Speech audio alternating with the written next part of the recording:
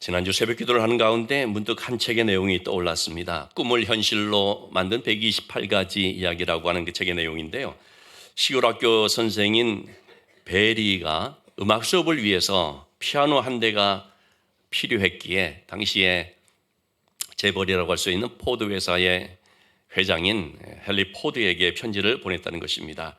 저를 좀 도와주세요 하고 요청하는 편지를 보내게 되었죠. 그랬더니 이 회장님께서 답장을 보내야 하는데 그 안에는 10센트 동전을 보내왔습니다.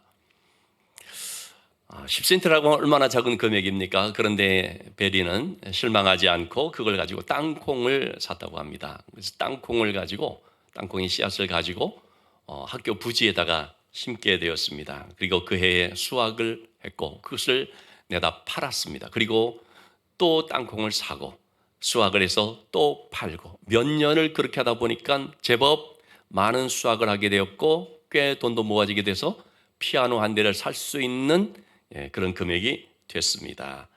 그러자 이 베리는 포드 회장에게 다시금 편지를 보내서 회장님이 준 그 작은 동전이 이렇게 큰 열매를 맺게 되었다는 사실을 얘기하면서 감사하다고, 그리고 적지만 이익금 중에 일부를 좀 보냅니다고 편지를 보냈다는 거죠. 답장이 왔습니다. 포드가 이렇게 얘기를 했습니다. 우리나라에 선생님 같은 분이 있다는 것이 정말 자랑스럽습니다. 참 많은 사람들이 저에게 도움을 요청해서 도와주면 작다고 투덜거리거나 혹은 모른 척 하거나 그런 경우들이 대부분이었는데, 그런데 선생님은 이 작은 동전을 가지고도 감사하고 또 수익금까지도 이렇게 보내고 감동을 받았는데 선생님 같은 분은 처음입니다. 그런 얘기를 했습니다. 그리고 거기에 동봉이 됐는데 1만 달러를 보냅니다. 피아노를 사고 또 남은 것들은 이제 학교에 보태 쓰도록 한 거죠. 미국의 유명한 베리 칼리지라고 하는 이 학교를 창립한 마사 베리 여사의 유명한 일화입니다. 제가 이 내용을 생각하게 된 것은 오늘 말씀을 이제 묵상을 하면서 참 우리는 작은 어떤 선행에 대해서 혹 잊어버리고 있을 때에도요, 하나님은 잊지 아니하시고 기억하셨다가 결정적인 순간에 큰 결실로 맺어질 수 있도록 역사해 주신다는 것입니다. 때문에 여러분, 선을 행하다가 낙심하지 말아야 됩니다. 때가 되면 하나님께서 반드시 열매를 맺게 주시는 거죠. 오늘 성경에 나와 있는 모르드게의 스토리도 바로 그런 내용을 담고 있다고 하겠습니다. 여러분 아시는 것처럼 오늘은 3.1절 107주년이라고 하죠. 교회 사학자인 옥성득 교수가 우리 동기 목사님인데 우리 카톡방에다 이렇게 올렸는데 1919년 3월 첫째 주간에 우리 화면에 좀 띄워주시죠. 3.1절을 그 주간이 됩니다. 온 한국 교회가 함께 기도하면서 요일마다 이렇게 말씀을 읽도록 하자라고 한 그 내용을 이제 소개를 했는데요. 3.1절 바로 직전이 2월 28일 금요일인데 그때 읽은 성경이 뭐냐면 에스더서 3장에서 10장까지의 말씀입니다. 특별히 중요 구절은 에스더서 4장 우리 나와 있는 것처럼 13절에서 17절 이미 살펴봤습니다마는 에스더가 3일을 금식하면서 내가 죽으면 죽으리라 하고 왕에게 나가겠다라는 그런 내용이죠. 식민지 생활하는 가운데 있지만 우리가 금식하며 기도하며 하나님의 말씀 붙들고 죽으면 죽으리라 나갈 때 반드시 하나님께서 이 민족을 불쌍히 여겨주시고 또 마침내 해방의 기쁨을 줄 것이다라고 하는 믿음을 가지고 이렇게 말씀을 읽고 기도하고 또 3일 운동을 했던 것을 보게 됩니다. 자, 에스더는 민족의 위기 앞에서 담대한 마음으로 기도하고 나갔죠. 그러자 왕이 그런 에스더의 모습을 보고 매우 사랑스럽게 여겨서 그대의 소청이 무엇이냐 다 들어주겠다. 나라의 절반이라도 주라면 줄 수 있다. 이런 반응을 보이죠. 그러자 에스더가 어떻게 했습니까? 지난 주일 살펴봤습니다마는 즉시로 말하지 않죠. 그냥 왕을 위해서 베푼 잔치에 참여만 해 주십시오. 하만과 함께 참여해 주십시오. 그렇게만 했거든요. 그래서 왕이 참석을 해서 그 자리에서 또 묻죠. 너무나 궁금한 왕이 도대체 무슨 이유로 이렇게 나에게 나오게 됐을까? 그래서 그대의 소청이 무엇이냐 또 얘기를 하죠. 역시 에스더가 뜸들이면서 얘기하지 않죠. 내일 또 잔치에 오시면 그때 말하겠습니다 하면서 다음 날로 미루었습니다. 자, 이렇게 잔치를 하고 다음 날 또 잔치가 예정되어 있는 그 하룻밤 사이에 무슨 일이 일어나는가? 먼저 하만이라는 사람에 대해서 좀 살펴보면요, 5장 11절에서 12절에 말씀 나와 있는 것처럼 하만은 자기 집에 돌아가서 자랑하죠. 왕이 자기를 얼마나 높였는지, 더군다나 에스더 왕후가 잔치를 준비한 그 자리에 왕 말고 허락받은 자는 나밖에 없다. 내가 이런 사람이야. 얼마나 들뜬 마음을 가지고 자랑을 했겠습니까? 그런데 이 하만에게 불편한 구석이 있죠. 뭐냐면 모르드게. 그래서 그 모르드게 얘기를 하게 되니까 14절의 말씀, 친구들, 세레스 그 아내인 세레스 모든 친구들이 뭐라고 말하냐면, 하만을 부추기냐면 당장 모르드게를 죽일 나무를 세워서 왕에게 가서 허락을 받고, 그리고 내일이라도 당장 모르드게를 죽여서 나무에 달라. 그러자 하만이 그 말을 좋게 여겨서 그래서 나무를 세우게 됩니다. 하만은 모든 것이 다 자기의 뜻대로 착착 진행되는 줄로 생각을 했을 것입니다. 그런데 여러분, 걸음을 인도하시는 분, 주관하시는 분 누굽니까? 하나님이시거든요. 하만이 모르드게를 달기 위해서 준비한 그 나무에 다음 날 누가 죽게 되는가? 7장 10절의 말씀 보니까 모르드게를 매달려고 한 나무에 하만을 다니, 왕이 그렇게 하는 거죠. 그때 왕의 노가 그치니라 말하고 있습니다. 하만은 자기가 죽을 줄을 전혀 생각하지 못했겠죠.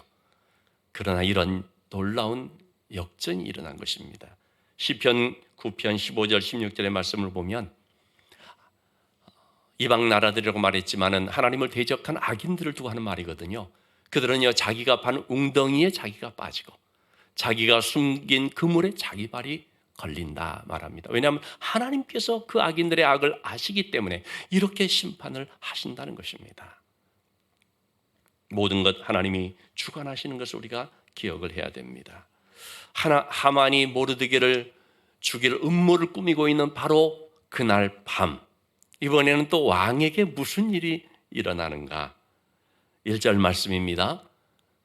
그날 밤에 왕이 잠이 오지 아니하므로, 70인역 번역 성경에는 이것을 주께서 왕의 잠을 달아나게 하셨다, 이런 번역을 하고 있는데요. 어쨌든 왕이 말이죠, 잔치에까지 참석하고 있으면은 뭐 술도 마시고 하면서 잠이 더 잘 와야 될 것 같지 않습니까? 근데 잠이 오지를 않는 것입니다. 뒤숭숭한 것입니다. 잠을 자려고 애써 청하는데도 잠이 오지 않는 것이죠. 왜냐하면 하나님께서 주관하셔서 그의 마음을 이렇게 하셨기 때문이죠. 여러분, 우리는 잠이 안 올 때 어떻게 합니까? 요즘은 핸드폰들을 많이 볼 수가 있겠는데, 잠이 안 오면 성경을 보시기 바랍니다. 잠이 잘 옵니다. 저도 잠이 안 올 때 성경을 보면 잘 오더라고요. 성경을 수면제 용어로 사용하는 뜻이 아니라 성경을 보면 주께서 사랑하는 자에게 잠을 주시는 또 다 말씀처럼 그렇게 편안한 잠을 주시는 것 같습니다. 어쨌든 이 왕은 잠이 오지 않아서, 그래서 뭘 했느냐? 참 뜻밖에도, 여러분, 보통 왕이, 절대 권력을 가지고 있는 왕이 잠이 안 오면 뭐 무슨 악사들을 불러다가 뭐 음악을 연주하라 하든지, 아니면 무슨 다른 유흥거리를 만들지, 그럴 수 있잖아요. 근데 이 왕은 그게 아니라요. 1절 말씀 다시 한번 보시면 궁중일기를 가져다가 읽게 합니다. 역대일기를 가져다가 자기 앞에서 읽히더니, 역대일기라는 것은 국가적으로 중요한 일들을 기록한 일지와 같은 그런 궁중일기를 말하는 것이죠. 자, 그래서 신하가 그걸 가져다가 읽게 됐는데, 여러분 그 많은 사료들 중에서 일부분만 쏙 빼가지고 와서 읽게 되는 거 아니겠습니까? 근데 뭘 읽었는가? 2절 말씀 보니까 왕을 암살하려고 했었던 바로 그 사건, 왕의 두 내신 빅다나와 데레스라는 사람이 아하수에로 왕을 암살하려는 음모를 꾸미고 있을 때 모르드게라고 하는 이 말단 관리가 그걸 고발하였다라고 하는 그 기록을 읽게 된 것입니다. 이거는 좀 5년 전 사건입니다. 2장 21절에서 23절의 말씀 보시면 모르드게가 그 대궐문에 앉아 있을 때 바로 왕의 내신 빅단과 데레스 두 사람이 왕을 암살하려고 하는 음모를 꾸미는 것을 알고 에스더를 통하여서 왕에게 아뢰었죠. 그리고 조사에서 실증, 증거를 얻어서 두 사람을 처벌하고 그리고 그 일을 왕 앞에서 궁중일기에 기록하니라.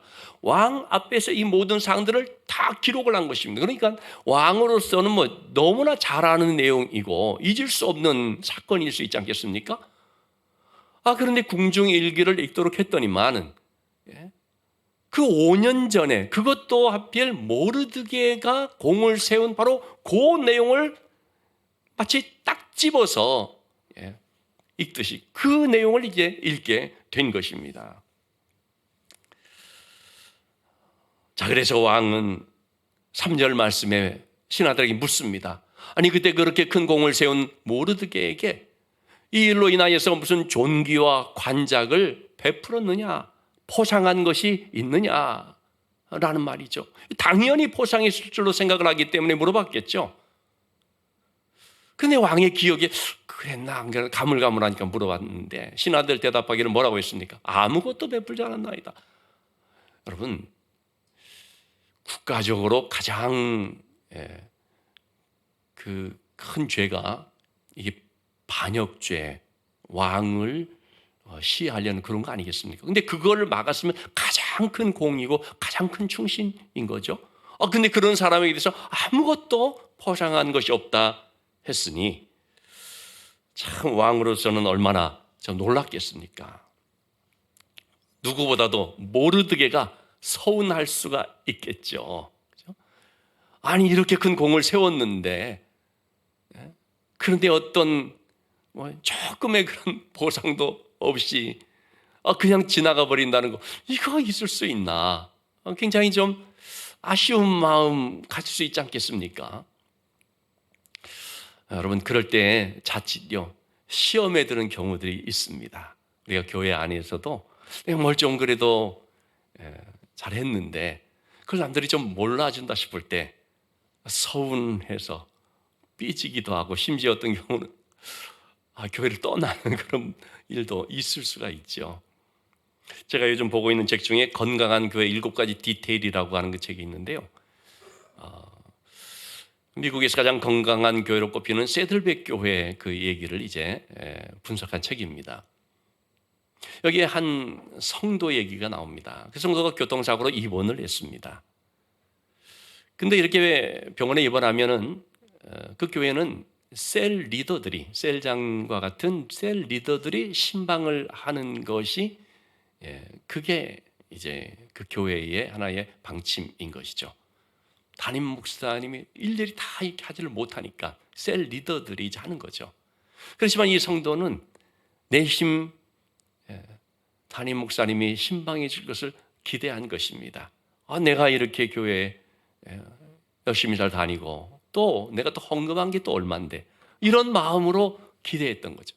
근데 안 왔지요. 그러자 이 성도가 퇴원한 후에 목사님을 찾아가 따졌습니다. 목사님, 내가 교회를 다닌 지가 얼마나 오래됐고 내가 또 교회에 얼마나 많은 헌금을 했는데 그럴 수가 있습니까? 했다는 거예요.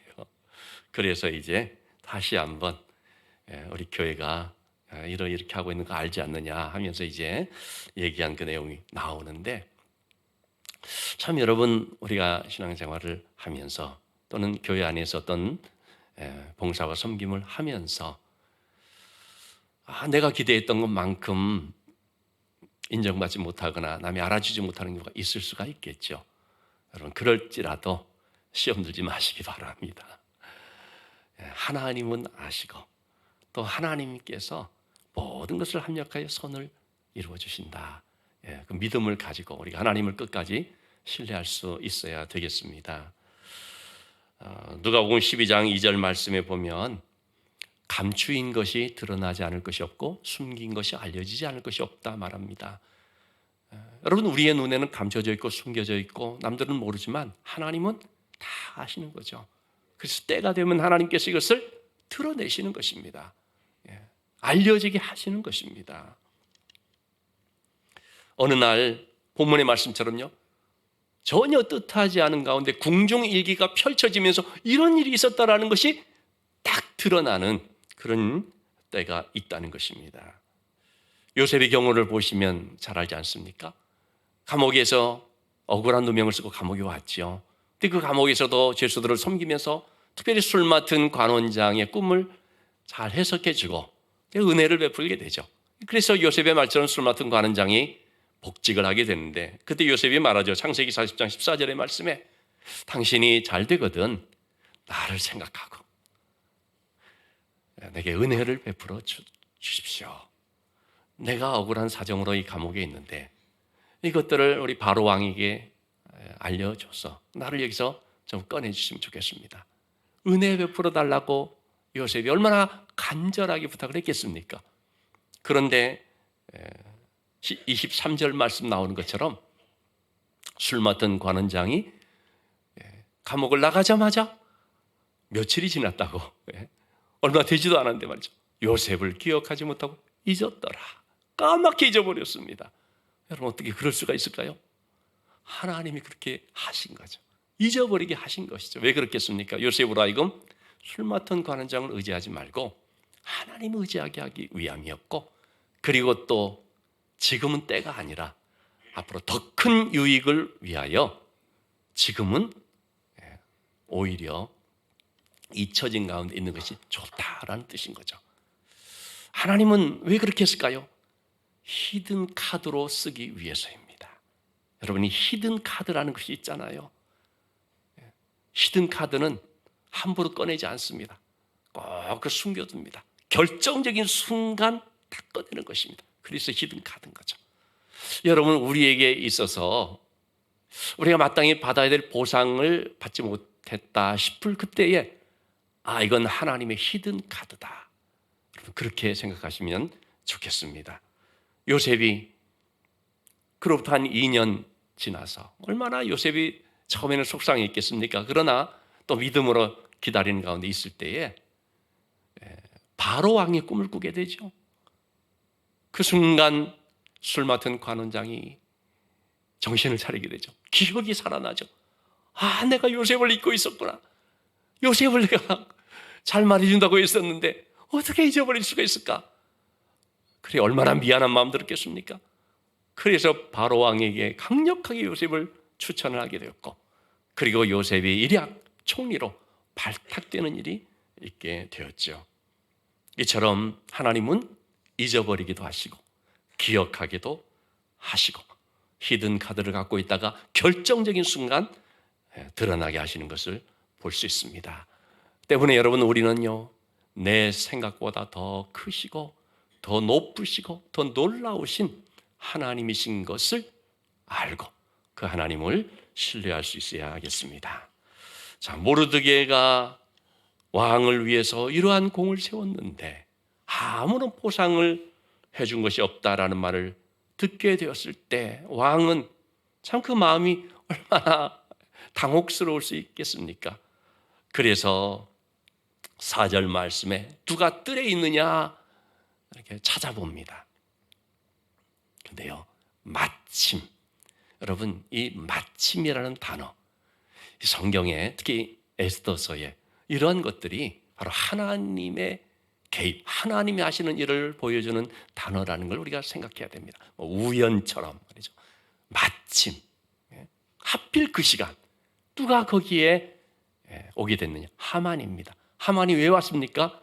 모르드게를 달 나무를 딱 이렇게 준비해 가지고 왕에게 모르드게 나무에 매달게 해달라고 그거 요청하려고 온 거죠. 참 여러분, 이걸 보면 얼마나 대조적인 모습을 볼 수 있습니까? 왕은 밤새도록 이 모르드게를 어떻게 포상해야 될까 생각하고 있는데, 악한 하만은 밤새도록 모르드게를 어떻게 죽일까 생각을 하고 있는 거죠.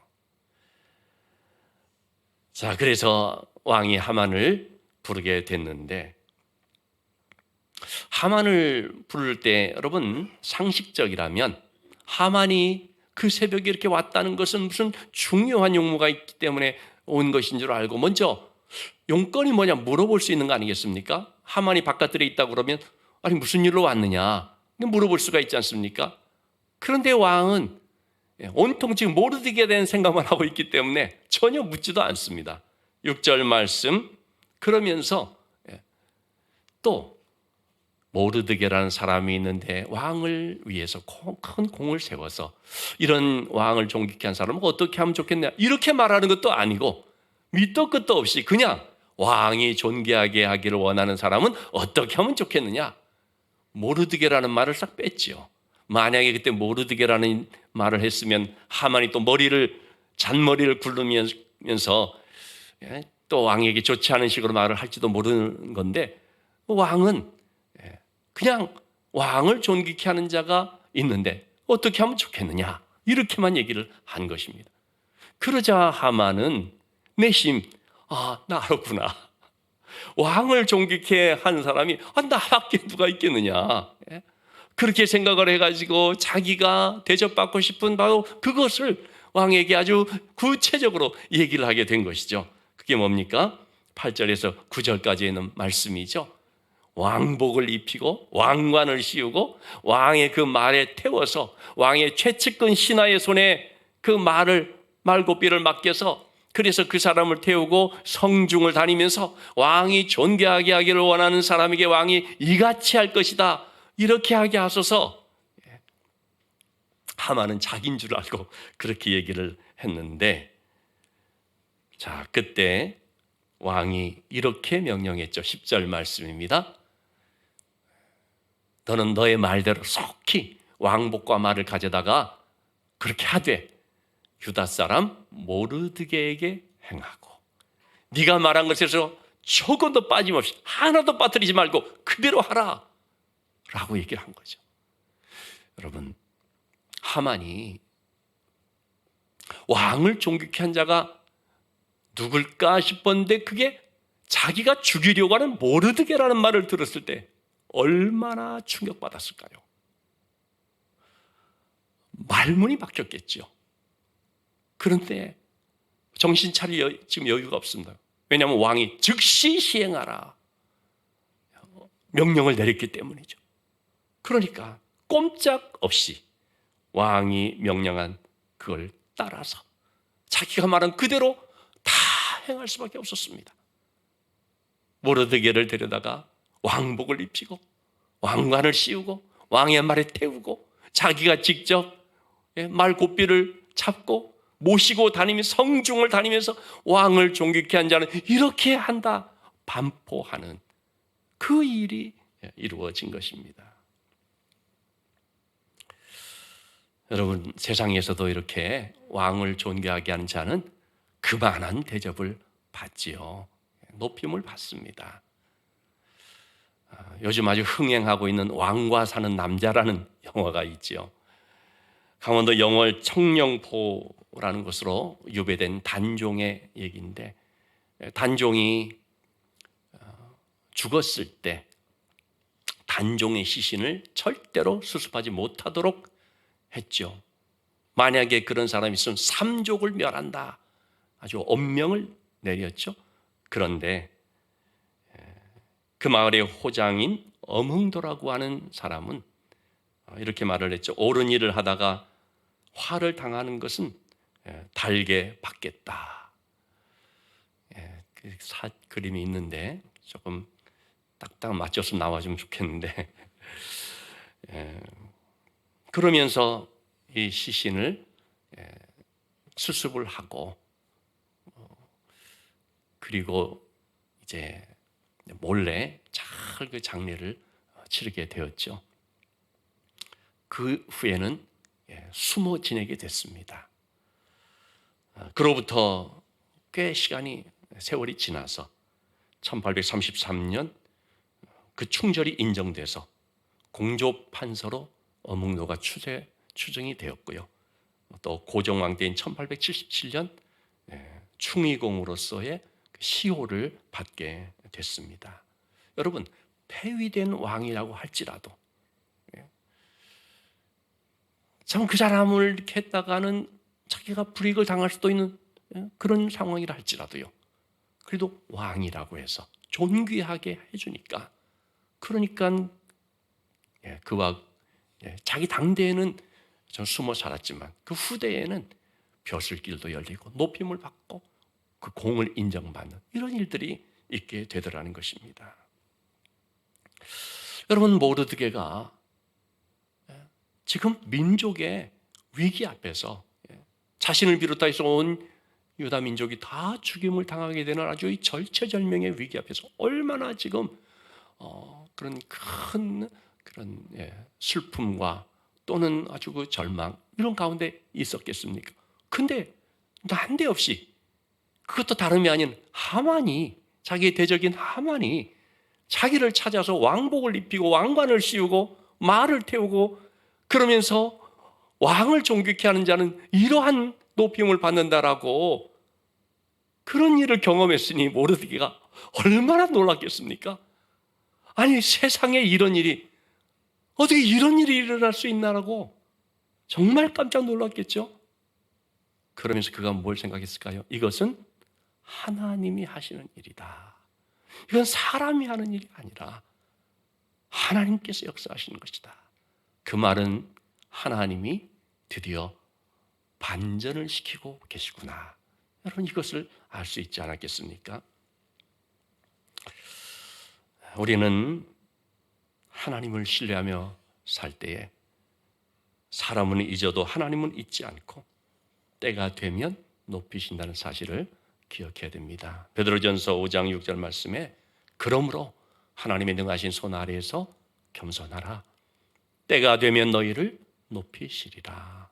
때가 되면 궁중 일기가 펼쳐지고 때가 되면 옥문이 열려지고 때가 되면 하나님께서 역사하시는 역전시키는 놀라운 일들이 있다는 것입니다.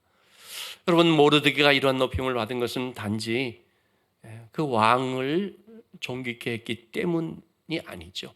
그보다 더 중요한 건 뭡니까? 하나님을 존귀케 했기 때문입니다. 나는 하나님의 백성이다. 나는 하나님께만 경배하는 사람이다. 이 믿음을 가지고 이 영적 아이덴티티, 정체성을 분명히 함으로써 불이익도 좀 당했지만 그러나 마침내 하나님께로부터 이렇게 존귀히 여김을 받는, 대접을 받는 일이 있게 된 것이죠. 여러분, 우리 인생의 유형은요, 두 가지뿐이라고 할 수 있습니다. 하나님을 존귀케 하는 자와 자신을 존귀케 하는 자. 하만은 자기를 존귀케 하는 자였습니다. 그 결과는 멸망이었습니다. 모르드게는 하나님을 존귀케 하는 자였습니다. 그 결과 생명을 얻었을 뿐만 아니라 높임을 받을 수 있게 되었죠. 여러분, 우리 사람도요, 자기를 존중해 주는 자를 존중하죠. 하나님은 더 그렇습니다. 하나님께 존중받기를 원하신다면요, 하나님을 존중하면 됩니다. 하나님을 존귀히 여기면 됩니다. 그게 복된 삶입니다.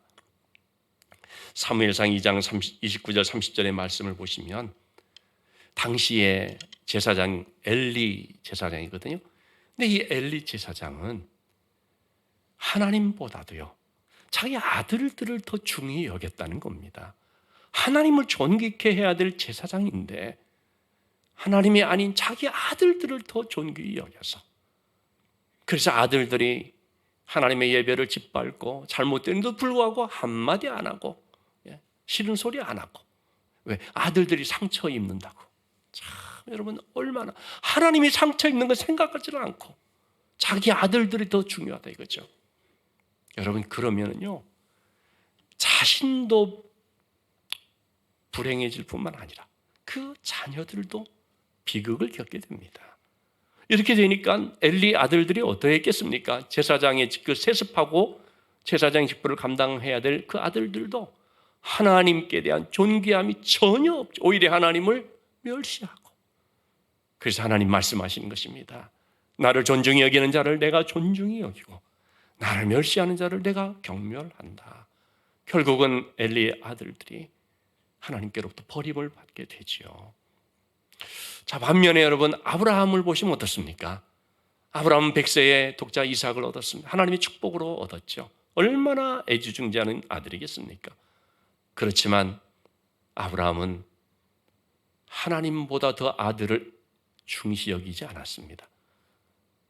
하나님보다 아들을 더 사랑하지 않았습니다.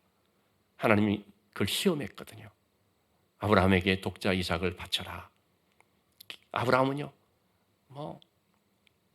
전혀 고민하지 않고 새벽 일찍 일어나 그대로 실행을 합니다. 그 말이 무슨 뜻입니까? 나는 하나님이 더 존귀합니다. 이 아들도 참 귀하고 아들도 사랑스럽지만 그러나 제 중심은 하나님이 제 1번입니다. 하나님 우선입니다. 그래서 기꺼이 바치려고 하죠. 그래서 하나님께서 멈추도록 했고 아브라함의 아들 이삭을 복되게 하실 뿐만 아니라 그 이삭을 통해서 아브라함의 집안이 또 큰 복을 받게 될 것을 약속해 주시죠.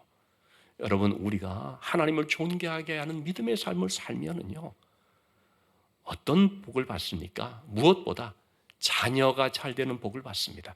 자녀가 잘 되는 복이라는 것은 자녀가 성공하고 출세하고 이런 차원이 아니고 자녀가 하나님의 은혜 안에서 믿음으로 사는 믿음의 복을 받는다는 것입니다. 여러분, 그것이 가장 큰 복 아닙니까? 아무리 자녀가 좋은 대학을 가고 좋은 직장을 가서 세상적으로 성공했다는 말을 들어도 교회를 안 나오게 되면 어릴 때 다녔던 청소년부까지 다녔던 그 자녀가 이제는 교회를 등지고 살고 그런다면 그걸 엄마의 마음이 얼마나 상심이 됩니까? 가장 큰 복은요, 자녀가 믿음의 복을 받는 것입니다. 우리가 하나님을 존귀하는 삶을 살고 그것이 본이 될 때에 자녀들에게도 그런 영향을 미치게 되고 그런 은혜가 나타나게 되는 것이죠. 다윗은 자기를 죽이려고 하는 사울 왕을 죽일 수 있는 기회에도 살려주죠. 옆에 있는 사람들이 사울을 죽이자고 하는데 막고 사울을 보호하죠. 왜 그랬습니까? 하나님이 기름 부어 세운 왕이기 때문에. 여러분, 그건 무슨 뜻입니까? 하나님을 존귀히 여기기 때문입니다. 왕직이라는 것을 절대시한다, 그 차원이 아닙니다. 하나님이 세운 종이다. 하나님을 존귀히 여기기 때문에 그래서 자기 마음대로 하지 않고 자기의 생각도 복종시키는 것입니다. 그 결과 어떻게 됐습니까? 성경은 이렇게 말하고 있죠. 역대상 29장 28절 말씀. 다윗이 나이 많아 늙도록 부하고 존귀를 누리다가 죽음에 그의 아들 솔로몬이 대신하여 왕이 되니라. 참, 여러분, 다윗이 하나님을 존귀하게 하는 삶을 살았기 때문에 그 자신도 존귀를 누리면서 인생을 마쳤고 그 아들 또한 왕이 되어서 하나님의 성전을 건축하는, 그리고 지혜의 왕이라는 축복을 받는 그런 역사도 있었던 것을 보게 되죠. 신앙교육의 표준서라고 말해지는 웨스트민스터 소유리 문답이라고 있습니다. 제1문은 뭐냐면 사람이 제일 되는 목적이 무엇이냐라는 질문인데요. 답이 이것이죠. 하나님을 영화롭게 하는 것이고 영원토록 하나님을 즐거워하는 것이다. 여러분, 우리 인생의 근본 목적이 무엇인지를 잘 말해주는 것입니다. 하나님을 영화롭게 한다. 즉 하나님을 존귀히 여기는 것입니다. 여러분, 하나님을 존귀히 여긴다는 것은 무슨 뜻입니까? 하나님을 가장 사랑하는 것이죠. 내 일보다도, 내 자녀보다도, 내 물질보다도 하나님을 더 사랑하는 것. 하나님을 사랑한다는 건 구체적으로 어떻게 나타납니까? 예배를 귀중히 여기게 됩니다. 하나님께 예배하는 그 예배를 귀중히 여기고 하나님의 말씀을 존중해서 그 하나님의 말씀을 따라 살게 됩니다. 그래서 하나님을 존귀히 여기는 자는 말씀을 잘 순종하는 것이죠. 여러분, 우리가 신앙생활을 하면서요, 주님이 누구신지는 중요치 않고 그저 내 심리적인 위안을 얻기만 하고 내 욕구가 충족되어진 것만을 중요시하면서 내 중심의 신앙생활을 할 수도 있습니다. 여러분, 그런 것이 바뀌어야 되는 거죠. 내 중심이 아니라 내 감정, 내 만족, 내가 원하는 것 얻는 그게 신앙생활의 목적이 되면 안 되고 하나님 중심, 우리의 구세주인 예수 그리스도 중심이 돼야 되죠. 십자가가 중심이 돼야 되죠. 그래서 언제나 십자가의 은혜를 붙잡고 그 십자가의 은혜 가운데 하나님께 참 충성하며 물질과 시간을 들여 섬기며 하나님의 귀한 사명을 잘 감당하는 그것이 바로 하나님을 존귀하게 여기는 삶이라고 말할 수가 있겠죠.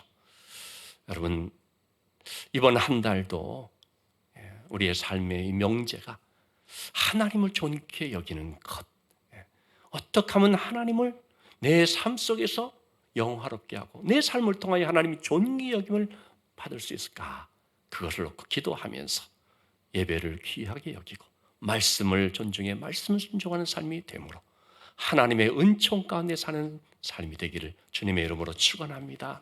이 시간에 우리 함께 기도하실 때 우리의 삶이 하나님을 존귀히 여기는 삶이 될 수 있도록 또 하나님 앞에서 정말 우리가 모든 것 하나님께 맡기고 하나님이 때에 맞게 분명히 선하게 이루어질 것을 믿는 믿음으로 살 수 있도록 우리 합심하여서 함께 기도하시겠습니다.